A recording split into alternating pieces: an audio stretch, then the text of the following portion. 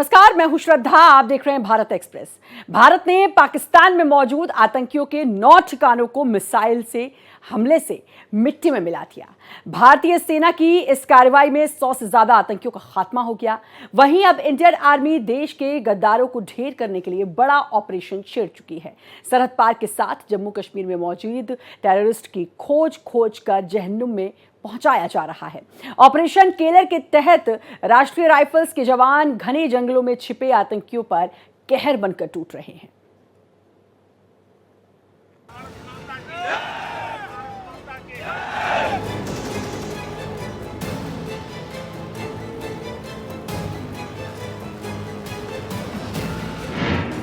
सेना का ऑपरेशन सिंदूर, सरहद पार आतंकी नेस्तनाबूद।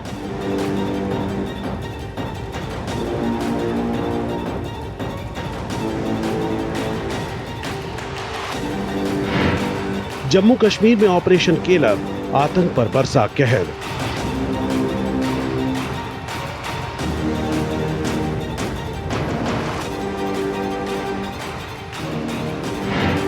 सर्च एंड डिस्ट्रॉय का फैसला, टेररिस्टों पर काल गिरा।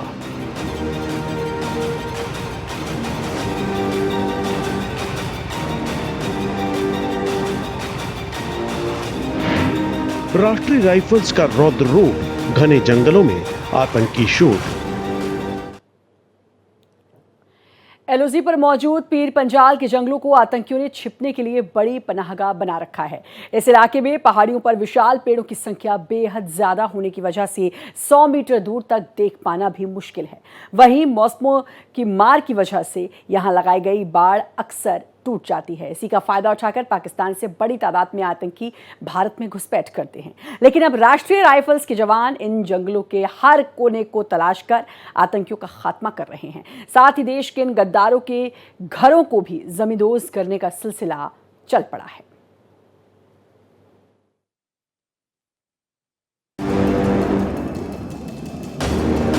ऑपरेशन सिंदूर के बाद भारतीय सेना ने जम्मू कश्मीर में ऑपरेशन केलर लॉन्च किया है, जिसके तहत जम्मू कश्मीर के शोपिया इलाके में आतंकियों को ढूंढकर उनका एनकाउंटर किया जा रहा है। सेना ने अब तक कई आतंकी मार गिराए हैं। आखिर सेना ने इसका नाम ऑपरेशन केलर क्यों रखा?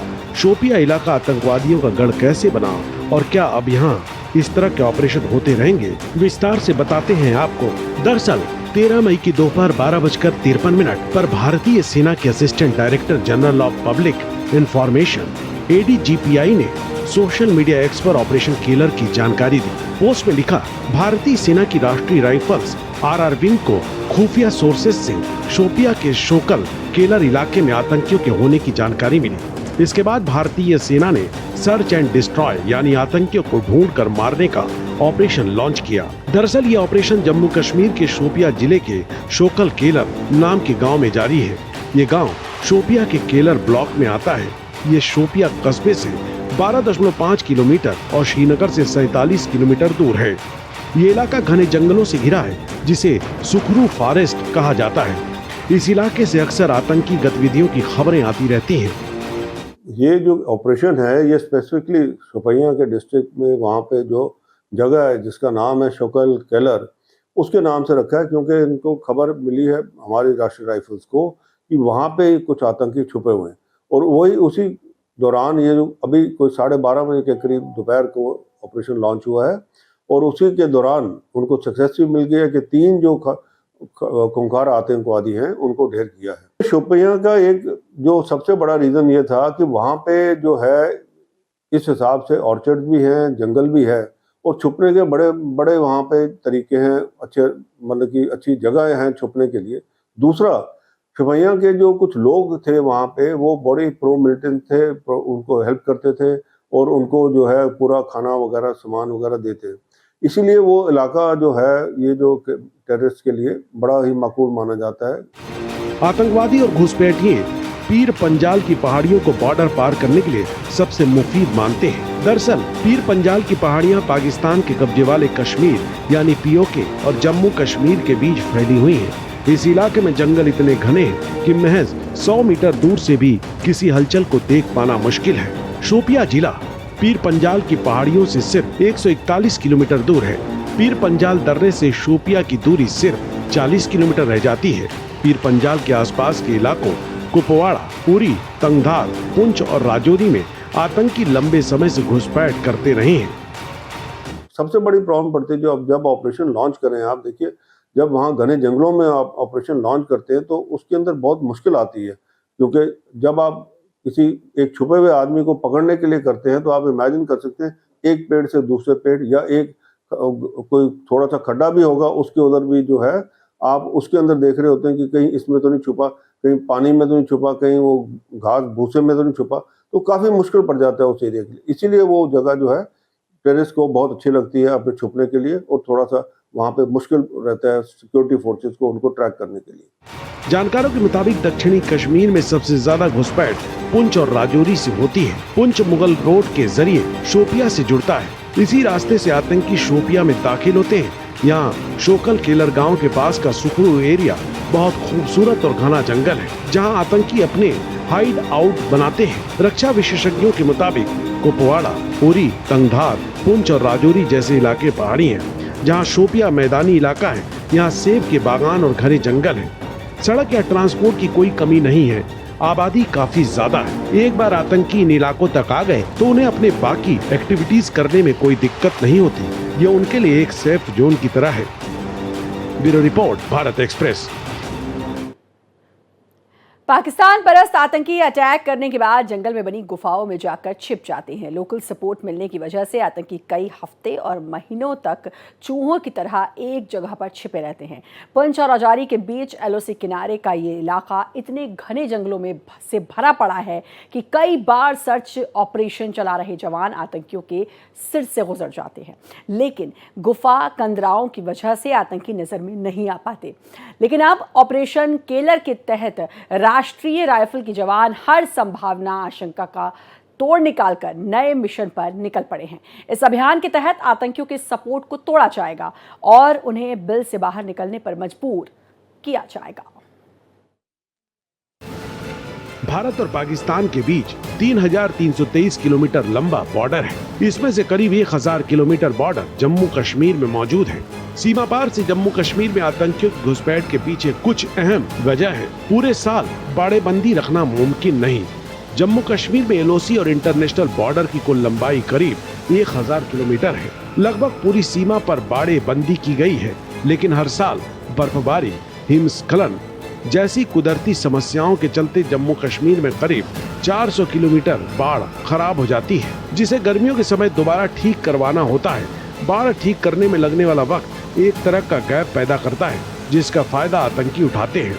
आतंकियों को लोकल सपोर्ट पुंछ, राजौरी से घुसपैठ करने वाले आतंकी जंगलों में या इनमें मौजूद गुफाओं में अपना शुरुआती ठिकाना बनाते हैं। शोपिया में दाखिल होने पर अलगाववादी सोच के लोकल लोग इन आतंकियों को सपोर्ट करते हैं और हाइड आउट बनाने यानी छिपने में मदद करते हैं। डिफेंस एक्सपर्ट के मुताबिक अलगाववादी सोच के चलते लोकल युवा आतंकी संगठनों से आसानी से जुड़ जाते हैं। शोपिया के कई लोग हमेशा से आतंकियों को घरों में छिपाने से लेकर बाकी लॉजिस्टिक से मदद करते रहे हैं। जैसे ही ये आतंकी आबादी के इलाकों में आते हैं, इनकी जिंदगी कम हो जाती है। आबादी के इलाकों में अगर कोई टेररिस्ट मूवमेंट देखी गई तो उसकी खबर आर्मी और पुलिस को दी जाती है। बता दें, ऑपरेशन केलर में 3 आतंकी मारे गए हैं जो लश्कर तैयबा से जुड़े हुए थे। ADGPI ने सोशल मीडिया एक्स पर पोस्ट किया कि राष्ट्रीय राइफल्स को मिले इनपुट के आधार पर ऑपरेशन केलर लॉन्च किया गया है। ये अभी जारी है। सेना की तरफ से लिखा गया कि 13 मई 2025 को राष्ट्रीय राइफल्स यूनिट को शोकल केलर शोपिया के सामान्य क्षेत्र में आतंकियों की मौजूदगी के बारे में सूचना मिली। विशेष खुफिया जानकारी के आधार पर भारतीय सेना ने तलाशी और विनाश अभियान शुरू किया। ऑपरेशन के दौरान आतंकवादियों ने भारी गोलीबारी की और दोनों तरफ से भीषण गोलीबारी हुई। इस मुठभेड़ में 3 कट्टर आतंकियों को मार गिराया गया। फिलहाल ऑपरेशन जारी है। शोपिया में मारा गया आतंकी शाहिद कुट्टे मोहम्मद यूसुफ कुट्टे का बेटा है। वो शोपिया के चोटीपारा में हीरपोरा गांव में रहता था। 8 मार्च 2023 को वह लश्कर तैयबा में शामिल हुआ था। उसके पिता ने बेटे के लापता होने की रिपोर्ट भी लिखवाई थी। शाहिद ने 8वीं तक की पढ़ाई की। इसके बाद वह पशुपालन में लग गया था और बाद में आतंकी बन गया। वो डेनिश रिसोर्ट में गोलीबारी की घटना में शामिल था। जिसमें 2 जर्मन पर्यटक और 1 ड्राइवर घायल हो गए थे। वो हीरपोरा शोपिया में बीजेपी सरपंच की हत्या के मामले में भी शामिल था। उसके कुलगाम में टीए कर्मियों की हत्या में भी शामिल होने का संदेह है। दूसरे आतंकवादी की पहचान अदनान शफी डार पुत्र मोहम्मद शफी डार निवासी वंडुना मेलहोरा शोपिया के रूप में हुई है। वो 18 अक्टूबर 2024 को आतंकी संगठन लश्कर ए तैयबा में शामिल हुआ था। वो वाची शोपिया में गैर स्थानीय मजदूर की हत्या में शामिल था। अदनान मेलहुरा का रहने वाला था।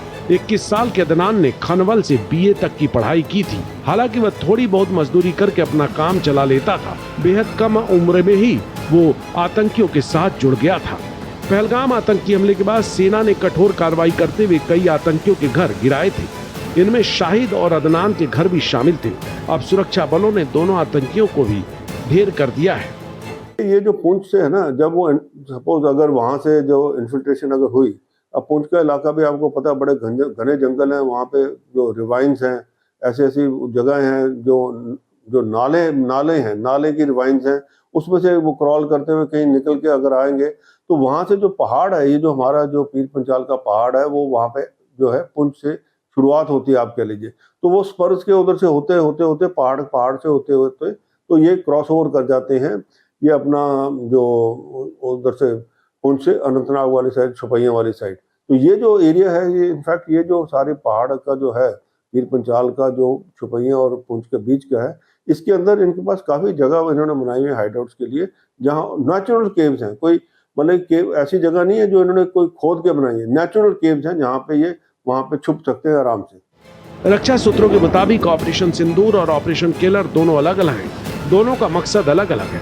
दरअसल ऑपरेशन सिंदूर का मकसद आतंकी ठिकानों पर स्ट्राइक कर उन्हें नेस्तनाबूद करना है, यानी आतंक को जड़ से नष्ट करना है, जबकि ऑपरेशन केलर का मकसद साउथ कश्मीर के जंगलों में छिपे आतंकियों का एनकाउंटर करना है। फिलहाल ये दोनों ही ऑपरेशन जारी हैं। इसके अलावा पहलगाम आतंकी हमले में शामिल आतंकवादियों की तलाश अभी जारी है। ऑपरेशन केलर भी इसी का हिस्सा है। ऑपरेशन केलर जो लॉन्च किया है, ये स्पेसिफिक इंफॉर्मेशन पे लॉन्च किया है और लगता है इसके अंदर ये वहाँ पे जो भी जितने भी आतंकी हैं, जैसे जैसे इंफॉर्मेशन डेवलप होती रहेगी राष्ट्रीय राइफल्स को, वो चलते रहेगा। और जब तक जितने आतंकी वहाँ पे अभी मौजूद हैं या उसकी इंफॉर्मेशन है, जब तक वो ढेर नहीं होंगे तब तक तो ये चलेगा ही चलेगा। ऑपरेशन सिंदूर जो है वो लॉन्च किया था पाकिस्तान के अंदर, पाकिस्तान के जो ठिकाने हैं जहाँ पे ये टेररिस्ट थे उनके खिलाफ।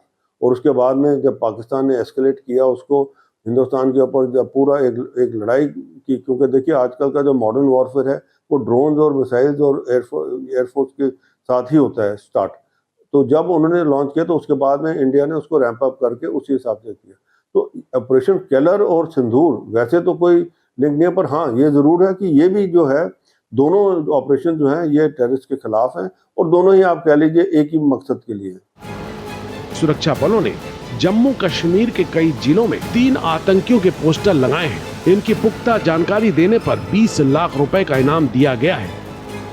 Bureau report, Bharat express. Pakistan की जमीन से भारत के खिलाफ हर आतंकी साजिश को युद्ध मानकर मिलिट्री एक्शन से जवाब दिया जाएगा। प्रधानमंत्री नरेंद्र मोदी और भारतीय सेनाओं के तीनों डीजीएमओ ने इसको साफ कर दिया है कि अब भारत आतंक के खिलाफ बेहद भीषण हमलावर रुख अख्तियार कर चुका है। देश के भीतर के आतंकवाद को ऑपरेशन केलर और सरहद पार के टेररिज्म को ऑपरेशन सिंदूर के जरिए जड़ से खत्म कर दिया जाएगा। ऑपरेशन सिंदूर से पहले भी जम्मू कश्मीर में सेना आतंकियों के खिलाफ लगातार सर्च और डिस्ट्रॉय ऑपरेशन चलाती रही है। अब सरकार का सीमा पार आतंकवाद पर जो रुख है उसी हिसाब से अंदर भी ऑपरेशन में तेजी आएगी। प्रधानमंत्री नरेंद्र मोदी और सेना ने कहा कि अब पाकिस्तान की तरफ से आतंकवादी गतिविधियों के खिलाफ सख्त एक्शन लिया जाएगा। प्रधानमंत्री नरेंद्र मोदी ने देश के नाम संदेश दिया, जिसमें उन्होंने कहा, ऑपरेशन सिंदूर न्याय की अखंड प्रतिज्ञा है।